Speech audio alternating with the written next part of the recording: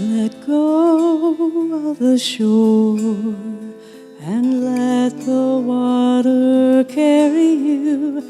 Let go of the shore, float into the mystery. Let go of the shore and let the water carry you. Let go of the shore, float into the mystery. You have all you need, it's all inside of you. Just close your eyes and breathe. Know that you are safe. Let go of the shore and let the water carry you. Let go of the shore, float into the mystery. Let go of the shore and let the water carry you.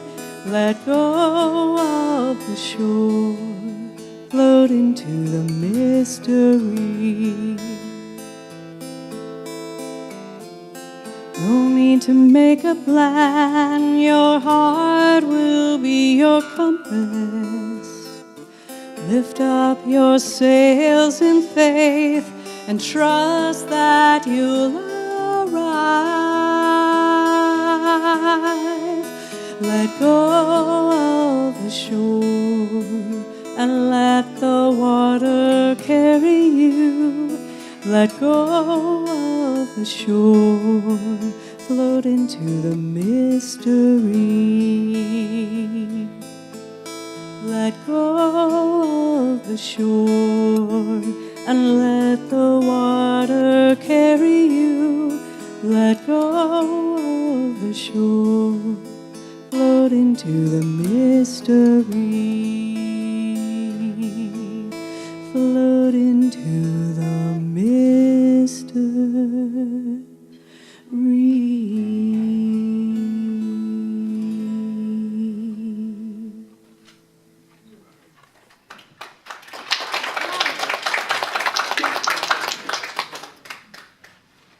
That was Karen Drucker's song.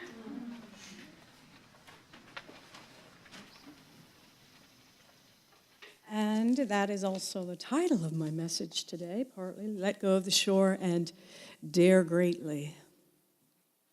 In this past year at Unity of Bon Air, my home church in Richmond, we did a class study on the book Daring Greatly by Brené Brown. She's a social worker. She calls herself a researcher and a storyteller. She has some TED Talks, so if you haven't heard her, you can go there and hear her, and a website, so forth. But she teaches us about the power of vulnerability. And she shows us the link of the resistance to vulnerability and the connection with that and underlying shame. Now, in Unity, we call that error thinking. If we believe that somehow that we are flawed as a person, and that is the definition of shame. She helps us uncover the armor that we use to protect ourselves from feeling vulnerable or showing vulnerability, and helps us to build a shame resiliency, she calls it, and mind the gap to living a life of daring greatly, even though we do feel vulnerable at times. And that shame can be so pervasive that we hold on so tightly, kicking and screaming, when faced with the vulnerability that change invokes. My message today is about letting go of the shore and daring greatly in spite of the times that we feel vulnerable and don't know what the outcome will be. Now, I don't know about you, but there's certainly been times in my life when I felt vulnerable. I didn't know what the outcome would be. And I didn't really want to take the steps, but I was feeling nudged to do so. And when I didn't, I wasn't really following what Spirit was giving me. And when these sailors of ancient times when they're sailing, and there's no wind carrying the sails. That's called the doldrums. They don't go anywhere. They just sit there for weeks and weeks. And so the wind of spirit carries our sails. And so if we don't listen, then sometimes we get stuck. So the problem isn't that we feel vulnerable or afraid to take risks. That is a given. That's a part of life. But if we allow that hidden shame to stop us, or those negative beliefs to steal our abundant life that is promised by Jesus in John 10:10, where he said, "The thief comes only to steal and to kill and destroy. I came that they may have life and have it abundantly." Think about a time in your life when you heard spiritual guidance or you felt a nudge in a certain direction, but you were resistant to following it. Maybe you questioned it and thought, no, not me, I'm not up to that. I know it was a long time for me before I followed the guidance. It was over a decade ago, sitting in a Unity church where I got on my white stone in the new year, the word minister. I had to let go of my limited ideas about myself in order to picture myself, the possibility that could mean not just being a music minister, but a Unity minister. And once I let go of that, then I could embrace and see that possibility and then take the steps and enter into the urban ministerial school program, which is what I did two years ago. And so I had to let go of the shore of what I was familiar with. And today, I hope that we can identify steps, you and me, individually, to take toward that more abundant, fuller life that we are promised, that is our inheritance in spirit. And sometimes we have to feel the fear and do it anyway. Brene Brown talks about a famous speech by Teddy Roosevelt called "The Man in the Arena." It's a pretty powerful speech, and it's long. I'm not going to read that to you today, but you can look it up. The point of his speech is, though, or was, that not to listen to the critical voices of those who are not in the game with you, who are not in the arena with you. You know, the ones that are in the arena with you are the ones in your spiritual community. These critical voices, though, my friends, are inside our own consciousness. And so if we even look at that metaphysically, as we do in Unity, we look at many things, the Bible, metaphysically, and how it happens in our consciousness. So metaphysically, the people in the arena are those negative thoughts, those critical thoughts and beliefs that we have that thwart us from our true purpose and our expression. So those are the critical things outside the arena. And the ones inside the arena are those positive thoughts that support us on our path. And so if you've been in Unity long enough, then you know that we use denials and affirmations. Those are the tools that we can use to release and empty out limiting thoughts and beliefs to impress on our subconscious mind and our conscious mind the truth. It's not a new truth, but it's the capital T truth. And those affirmations, though, they don't work alone. We have to clear out the crud, right? So it's our higher self that informs us that there's something we need to let go of and clear out. And so there's nothing more vivid than that demonstration in the Bible where it talks about what happens when you put new wine into old wineskins, right? All of the synoptic gospels talk about it. And in Mark 2:22, it specifically says, "And no one pours new wine into old wineskins. Otherwise, the wine will burst the skins, and both the wine and the wineskins will be ruined. No, they pour new wine into new wineskins." So I have had to leave a comfortable life in order to expand my life and my consciousness, and if I hadn't done it, I wouldn't stand before you today. 17 years ago, I left the beauty of northwestern Montana, the kind of laid-back, wide-open skies, stars at night, the aurora borealis sometimes I could see in my backyard. But I left that. I needed to move, and I came here to Virginia. And from that, taking that risk and moving out of my comfort zone, I met the love of my life here. My wife's sitting here with us today. And I took steps and classes to become a licensed Unity teacher, which then led me to that idea about minister. So there are ongoing opportunities for us to let go and to move to a greater expansion of ourselves. Karen Drucker, in her book by the same title, Let Go of the Shore, says this: the more I thought about it, I realized that life has many deaths, literally and spiritually. These births and deaths involve letting go of the shore that we have known and setting sail into new, uncharted, unknown territory, waters. And ultimately, to do this means that we have to trust that we are okay, that we have what we need, and that we are safe, just like was sung in the song. It takes risks or letting go of our safety net to live that full life of spirit, and we can't receive if our hands are full. So think of a time in your life when you were holding on so hard to something that you knew it was time to move on.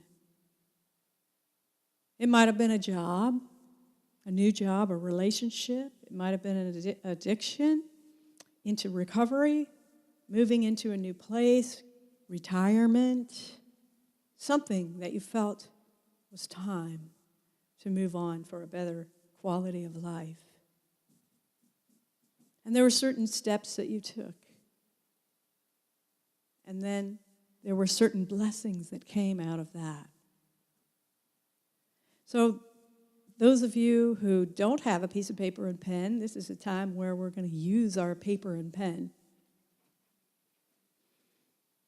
and do a little writing down. So I would like you to think about today then, something, some longing or some divine pull that you feel that you've been nudged towards for in your life. And we've got some paper. Does everybody have a paper and a pen that you can write with? Because we do have some. Okay. We've got some pens over here. Anyway, so think of something in your life that you have been feeling, a nudge or a pull toward, that Spirit has been giving you. Or we wouldn't have that desire if there wasn't a way of fulfilling that desire. And is it not the answer to that desire is living a fuller, more abundant life in spirit? That was promised in Scripture. So write down the thing. It may have been something that you have kept in secret, or it may be something that you've been working on. And now ask yourself, what do I need to release or let go of in order to fulfill this desire? And so, another way of saying that might be to write on your paper after the ideas of whatever those beliefs are. I release blank. So, ask the living Christ Spirit within you, what is it that I am ready to release now to fulfill this divinely guided desire or impulse? And then state in a sentence, I release whatever it is.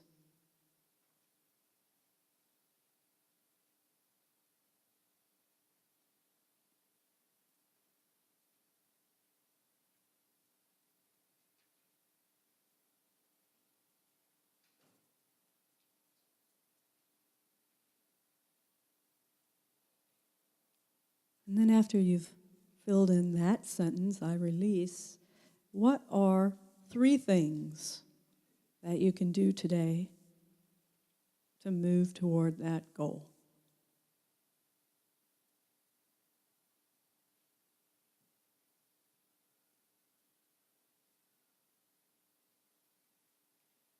Three simple steps.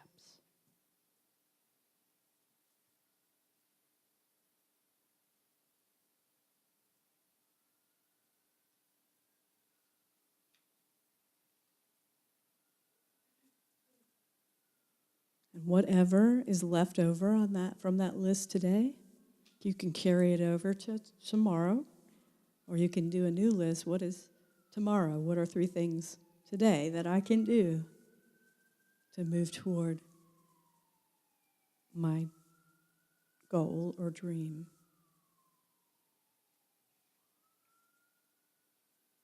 And when those critical voices outside the arena of your higher self say, "Are you sure you want to do that?"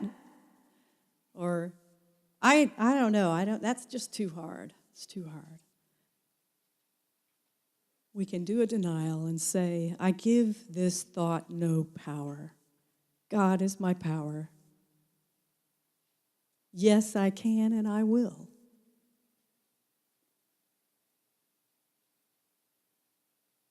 So let's say that together. Yes, I can and I will. Again, yes, I can and I will.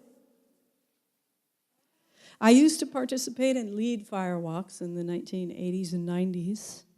And in order to walk across those hot coals on your bare feet, you better believe that you focus on what's on the other side, not on the fire, not down at your feet and on the coals. You keep your eye on where you're going. And so we would do that time and time again, proving, Spirit, that if we stay aligned, we'll get there. And so there may be some stumbling blocks along the way for sure, and we just don't want to let them stop us. We can use those denials and affirmations. And recently, I want to share a personal experience of how I applied this truth. It was near the end of my schooling, and graduation was May of this past year. And one of my minister colleagues had put forth a challenge of using the affirmation that everything in the universe is working toward my good, all right? And you may have used that before, you may have heard it, nothing and no one is against me, a different version of it in the eye of the storm, but to affirm that everything in the universe is working for my good. And I had been practicing that, and it was time to fly to Detroit for my graduation and for my final interview. And when I got to the airport, I was told, after I checked in, "Oh, your flight's been delayed." And the flight was delayed, not to take off until after my connecting flight that I would miss in Boston. So I knew that wasn't going to work so well. So I went to the gate agent. At first I was like, "Oh, no, here we go." And then I was like, "Wait a minute, didn't I not just this morning in my prayer time say, everything in the universe is working for my good? What if this moment I just lived as though that were the truth?" And so I went up to the gate agent and I explained to her, "I heard your announcement that the flight was canceled to Detroit, and I know I'm going to miss my connecting flight. Is there a way that you can help me? I see that there's another flight to Detroit down there." And she says, she's on her little computer, and she says, "Yeah, that one will be leaving shortly, but that one is full, but I could put you on standby. And I'll tell you what, I'll put you on standby for that flight, but if you don't get on it, I'm going to book you on this flight, and you'll get there, later this evening. Either way." And so long story short, I did get on that flight. I had the last seat on the flight, way back by the bathroom, right? And so I was like, all right, good. And it was a direct flight to Detroit, and I arrived there an hour and a half earlier than I was supposed to get there. Then I realized, oh, where's my baggage? I'll bet it didn't make this flight. And so I went to the baggage agent at Delta when I got to Detroit, and I said, "I'm pretty sure my bag's not on this flight because I got rerouted because of a flight delay, and she gave me a bag, and she said, well, here's our complimentary overnight bag, but she said, we'll do our best to bring your bag to the hotel this evening. And so I went back to the hotel. My bag arrived at 8 p.m. And at that point, I decided I needed to change my message and have it be about letting go, letting go of the way things are supposed to be and expectations and going with the flow. And so I received very high remarks and on that talk because of it. I had a planned talk, and then I gave the talk the Spirit gave me. And I went to the theater, got tickets for a Broadway show. We were upgraded to better seats. There were all kinds of blessings that took place that week, and I just kept, because I kept in my consciousness, everything in the universe is working for my good. And so I continue to remind myself of that. Even the other day when Mary had a flat tire and it was the nighttime and we were having trouble getting that spare changed. On June 22nd, though, the Daily Word spoke to the word about true success. And the affirmation for that message was, success comes when my divinity and my humanity act together. So here's what it had to say. What is success? I realized defining it for myself is the first step to experiencing it. When I get recognized for something I have achieved, I celebrate my success. If my goals need to change midway through, grace intervenes and carries me in a new and better direction. I sense something more powerful at work than my personal vision and effort, the presence of Spirit. I am most successful when I trust this invisible force to work alongside me and guide my path. Ultimately, then, success is a partnership with Spirit. I do my part and remain open to what Spirit tells and shows me.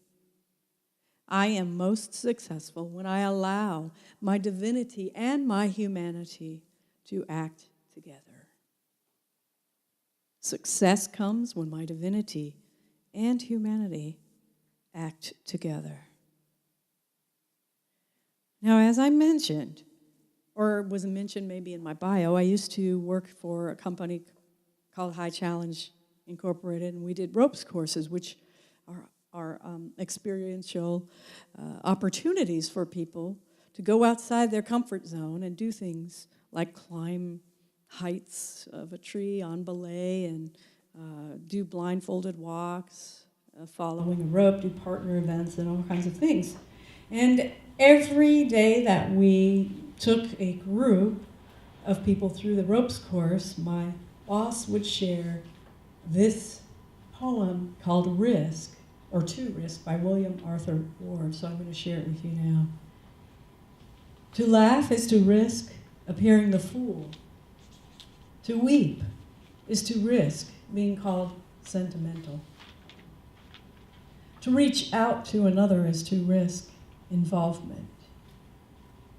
To expose feelings is to risk showing your true self. To place your ideas and dreams before the crowd is to risk being called naive. To love is to risk not being loved in return. To live is to risk dying. To hope is to risk despair. To try is to risk failure. But risks must be taken because the greatest risk in life is to risk nothing. The person who risks nothing, does nothing, has nothing, is nothing, and becomes nothing. He may avoid suffering and sorrow, but he simply cannot learn, feel, change, grow, or love. Chained by his certitude, he is a slave, has forfeited his freedom, And only the person who risks is truly free. And I would add, only a person who allows vulnerability in their lives is truly free. So I conclude with you a story from The Eye of the Storm for teens. And this story is about a monk who was walking to the nearest village to do some business and commerce with his nearest town for his monastery. And so the monk is walking along this trail, and the trail is coming near and far from the water, and there's a wild and raging river. And so he's walking along the trail, and he gets a little close to the edge, and his footing slips, and he grabs a hold as he's slipping down the river bank. He grabs a hold of some branch to keep him from falling in the water. And so he's flailing and trying to pull himself back onto the side of the bank, but the water is dashing against him, and the resistance is so great that he just gets too weak to hold on any longer. And so then he falls into the water. And then as he's in the water, he's trying to swim back to shore, but the current is too swift, and so it just keeps carrying him on down the stream. And so as he goes down the stream, he turns over onto his back. He lets the water carry him, and he lands in the center of the town that he was trying to go to by foot a day and a half earlier than he was supposed to get there. So friends, when we surrender to the Spirit and we let go of the shore and we dare greatly, we sail to a freer, fuller life beyond what we could have imagined. So today I stand before you as a testament to that. So let us all let go of the shore and sail to new lands, and let the wind of Spirit carry your sails. Namaste.